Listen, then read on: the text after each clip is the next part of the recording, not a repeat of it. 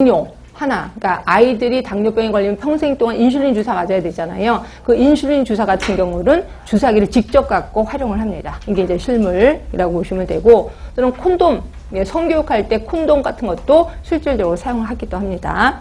자, 이거 엄청 좋겠죠? 실물이잖아요. 만져도 보고, 냄새도 맡아보고, 보기도 하고 아주 효과가 좋습니다. 그래서 장점이 보시면 모든 감각기관을 동원해. 그래서 굉장히 재밌어 하는 게 요거고요. 그리고 교육 후 실생활에 즉시 활용할 수가 있지. 집에 가서 바로 활용할 수가 있잖아요.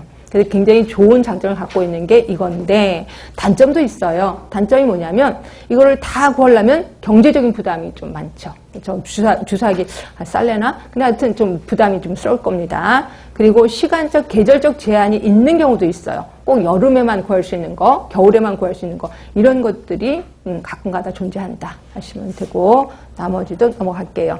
이렇게 해서 실물을 구할 수 없는 경우에는 대부분 모형을 사용하기도 합니다. 그래서 우리 그 보건교육에서도 모형 많이 사용하죠. 뭐 눈 모형, 귀 모형, 뭐 폐 모형 이런 거 많이 사용하고, 또는 애기 목욕시킬 때 애기 모형, 그 인형 같은 걸로 이제 목욕을 시키기도 합니다. 하여튼 이런 것들을 생각하시면 되고, 자, 보시면 실제 상황과 거의 비슷한 효과를 얻을 수 있어요.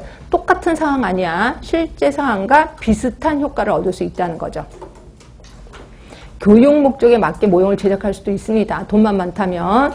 그리고 운반할 수도 있고 재사용도 가능해요.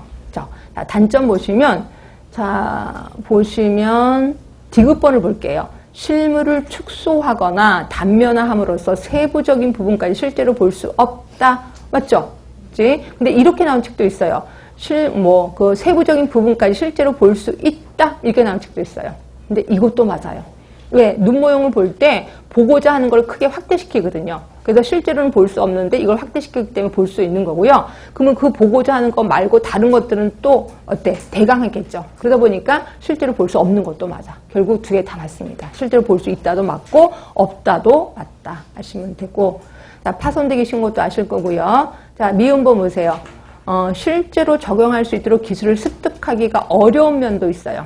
하나만 물어볼게요. 실제로 적용할 수 있도록 기술을 습득하기 쉬운 건 뭔데?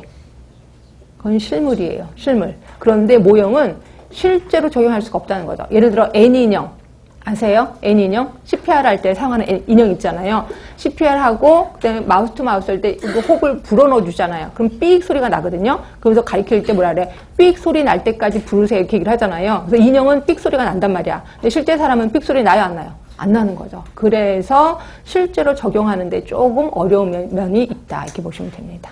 이렇게 있고, 자, 활용 방법, 뭐 인체 장기 모형, 뭐 피임 기구 삽입법, 신생아 목욕법 말씀드렸습니다. 융판이요.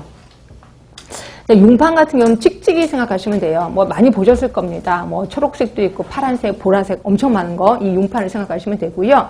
자, 융판은 보면은 매우 경제적, 되게 싸거든요. 그렇죠?